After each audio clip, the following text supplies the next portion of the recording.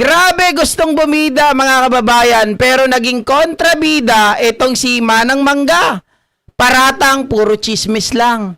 Nadamay na naman ang First Family, nadamay na naman mga kababayan itong si dating Congressman Martin Romualdez.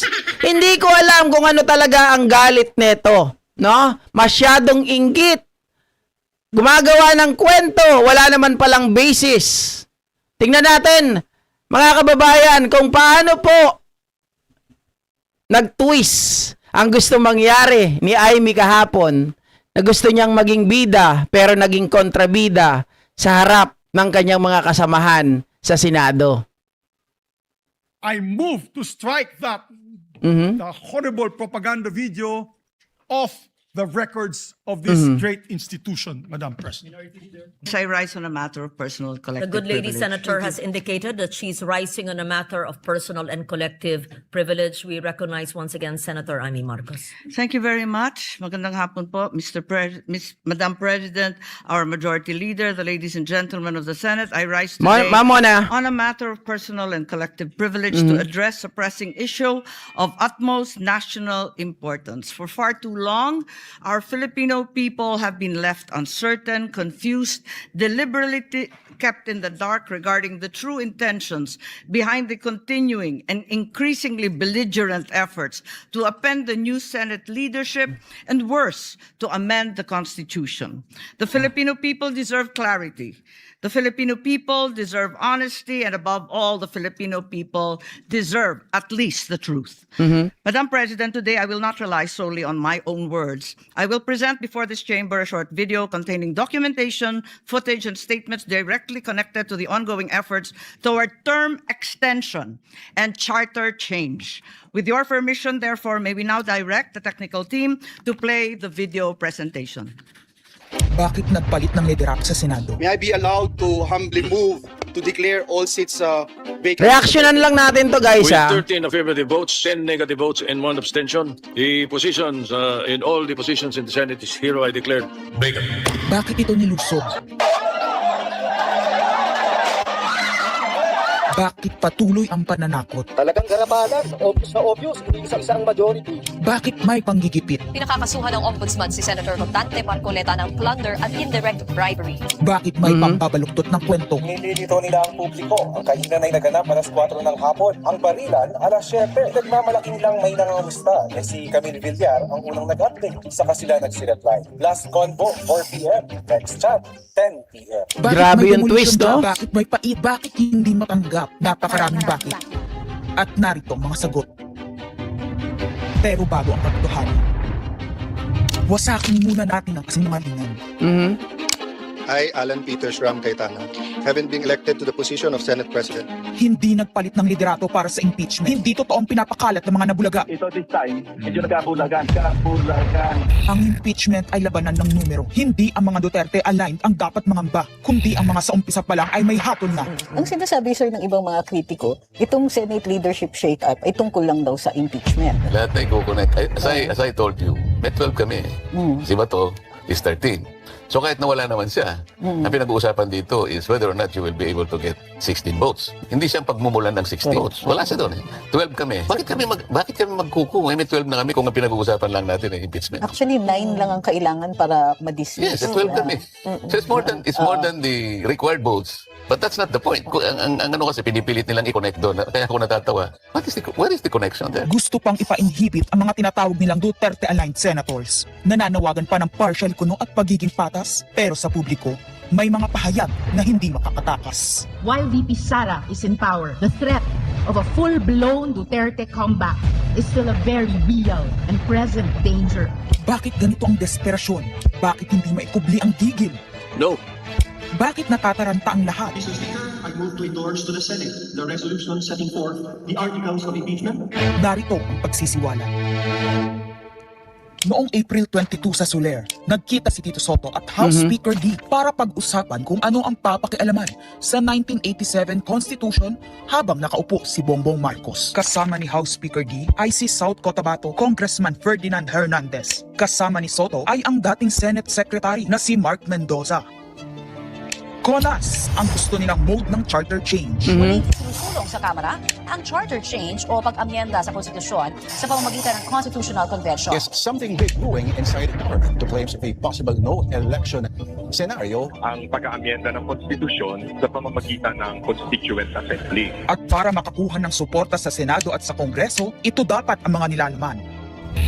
Dapat ma-extend ang termino ng mga senador at congressmen na mawawala na sa pwesto by 2028. Ang eleksyon sa bawat senador ay magiging Vlogger, by region. no? Nagdiskusyon sila kung 2 o 3 senador per region.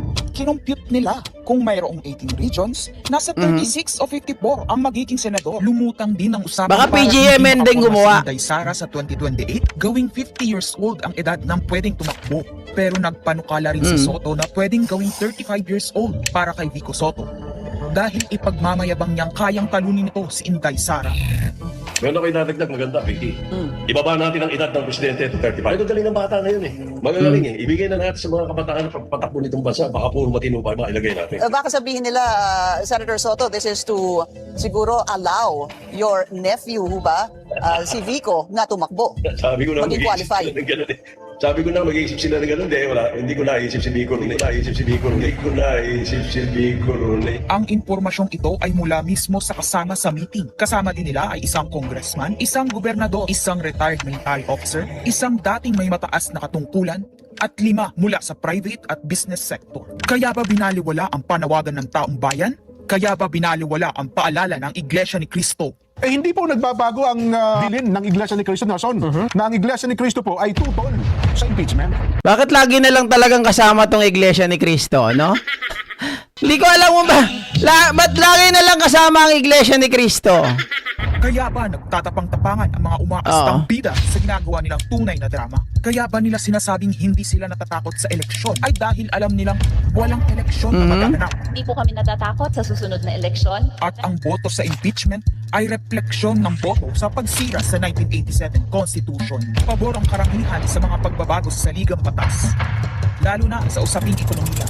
Ngunit kung papakialaman ng iilan ang konstitusyon para maghari-harian at para sa pansariling kapakinabangan, makapwesto ng matagal o mailuklok ang kamag-anak, humanda kayo sa kait ng bayan.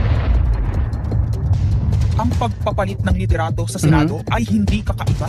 Ito ay nakabase sa prioridad at gusto ng mga senador. Bumabahanan ng ebidensya laban kina Bongbong Marcos, Liza Marcos, Sandro Marcos at Martin Romualdez. Bumabaha na daw ng ebidensya doon sa kay Lisa, kay FL, kay Sandro, kay Romualdez. Pero nasaan ang ebidensya? Hinahanap ko po. Nasaan ang pinakita? Wala. Kailangan ng may bayag sa Blue Ribbon. Oh. Ipinangako na sa mga korap na mambabatas ang perang malilikom sa 2027. 2028 national budget. Dapat pigilan. 2028. Alam natin, that's the election budget. And it was assured to the congressman, this will also be the CONAS budget. Nagiging isa ng malaking sindikato ang pamahalaan. Sinusuportahan ito ng mga dating kalaban, mga tinulungang manalo noong nakaraang eleksyon, mga may galit sa nagdaang administrasyon. Lahat sila kasama ng pinakamalaking troll farms at ilang bahagi ng mainstream media ay pinagagana ng 2 bagay. Pera galing sa korupsyon, galit sa mga Duterte. Mahalaga ang liderato ng Senado para sa mga korap at nakasandal sa mga buwaya ng kapangyarihan. Ngunit mas mahalaga ito sa mga naninindigan na ang Senado ay bantayog ng konstitusyon na hindi dapat tinatakot, sinusuhulan at iniipit upang maging tau-tauhan. Maaaring hati ngayon ang Senado. Maaaring kanya-kanyang bersyon ng kwento. Wala nang pakialam kung ano ang totoo. Isa itong indikasyon na gumagana ang demokrasya. Kailangan lang maalala ng bawat senador na kahit sila ay may kapangyarihan, hindi dapat nila malimutan magpakatao. Sa kabila ng lahat ng problema, pinakamababang halaga ng piso sa kasaysayan, mataas na bilihin at gasolina, kawalan ng trabaho, halos wala ng makain, nagpapakamatay ng mga magsasaka. Ang inuuna ay politika, impeachment at kung ano-anong propaganda para mabalik ang kontrol sa Senado ng mga nangako na maisakatuparan ang pagpapahaba ng panahon sa kapangyarihan. Kung magde-deny yung mga nandoon sa meeting na yon at pabubulaanan yung aking sinabi, then sasabihin ko kung sino ang nagsiwalat sa amin. Kasi magugulantang ang buong bansa pag siniwalat ko kung sino yung nagsabi sa amin. Okay, so maliwanag mga kababayan.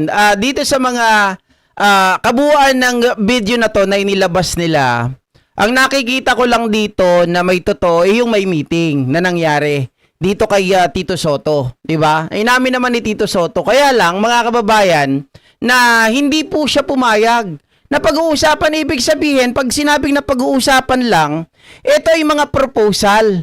'Di ba? Hindi ibig sabihin niya na kaagad yung itinutulak. Hindi ibig sabihin mga kababayan. Kasi tama naman yung sinabi ng mga ibang mga senador eh.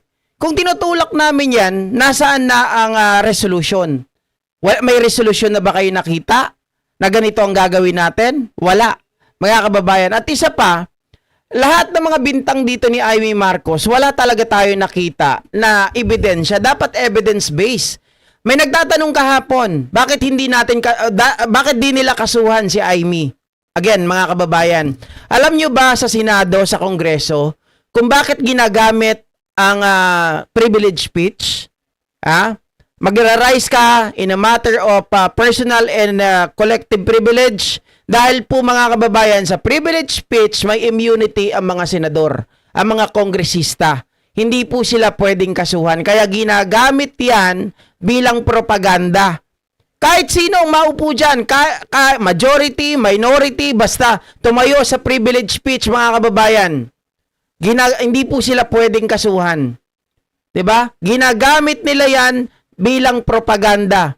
Kaya lang, eto nga, yung mga minority, sinasabi nila, gusto nilang mag-fresh start. Gusto nilang isaayos. Gusto nilang ibalik ang dignidad, credibility ng Senado.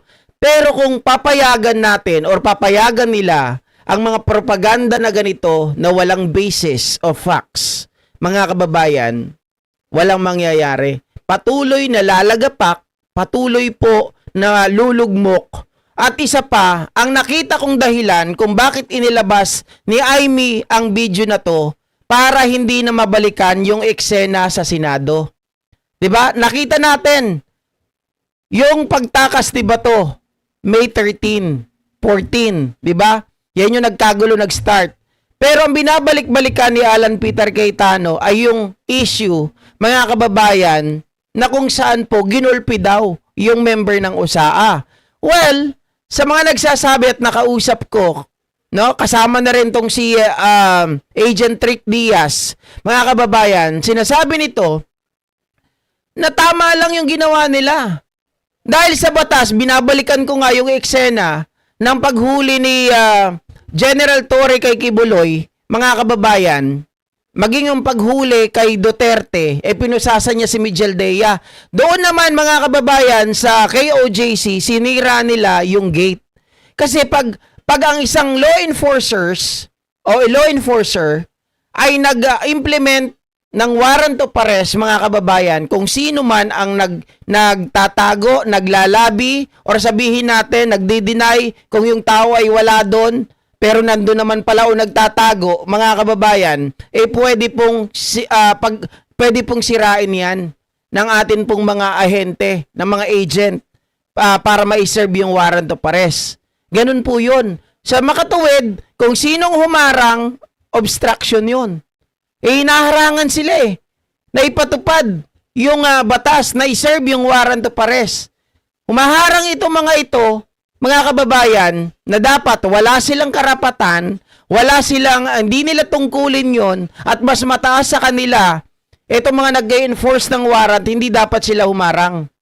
Hindi dapat sila, mga kababayan, maging shield, no? Nitong si Bato de la Rosa. So therefore, okay lang. Yung ginawa, tama nga lang yun. Dapat binitbit, dapat talagang kinasuhan at dapat ikinulong pa yun Yung walang hiya na yun Di ba, Ma'am Eva Narita? Yun, nililist nila, mga kababayan. Kaya inaantay ko kahapon, nabuisit ako, hindi na nila pinag-usapan yung tungkol dyan sa Senado. Tungkol dyan sa nangyari na pagtakas ni Bato. Tungkol dyan sa nangyari na nag-provoke sila o nagbintang sila na ang may kagagawa ng lahat, mga kababayan, ay ang NBI. Kasi wala sa kanila magbabackfire yan. Lahat ng ginawa nila, lahat ng pagbibintang nila, lahat ng mga video nila, sa kanila lahat babalik yun. Kaya gumawa sila ng eksena na ganito. Pero natatandaan ko rin, isa sa mga vlog ko, itong si Malutikia, mga kababayan, ibinalita rin yan tungkol dyan. Ibig sabihin, ang source pala talaga nila ay si Aimee, na nanggaling dito kay Lito Banayo. Itong si Lito Banayo, kung babalikan natin, maraming istorya yan, mga kababayan, ng pagkakatanggal sa pwesto sa gobyerno. Diba yung political analyst na yan? Mula kay ERAP, dun sa mga dati pa, natatanggal lagi yan sa pwesto. Puro pagbibintang. 'Di ba? Gusto niya maging bida dito eh. Gusto niyang iligtas daw ang Senado. Kaya daw nagkaroon ng pagpapalit ng leadership, pinaniwala pala nila ang tao. Pinaniwala nila mga kasama nila, mga kababayan, na kapag si Soto ay nanatili, okay, isa pala sa mga dahilan to. Kapag si Soto ang nanatiling Senate President, magkakaroon ng CONAS. Kaya pala yung iba ay nag-transfer doon sa bagong majority ay dahil ginamit nila din yan, yung narrative na yan. Bukod doon sa hindi marunong mag-alaga si Tito Sen, isa pa yan. Pinaniwala nila na magkakaroon ng CONAS, mga kababayan, at magkakaroon ng no election at term extension si Pangulo, kaya naglipatan itong mga ito. Ginamit din nila itong issue na to, mga kababayan, para mapilitan si Bato, bukod dun sa wala daw warrant of arrest kay Bato, ay napilitan itong lumabas dahil nga diyan, mga kababayan, sa issue na yan, na ayaw nilang mangyari. O anong sabi dito ng mga senador natin na pumalag dito kay Aimee Marcos, mga kababayan?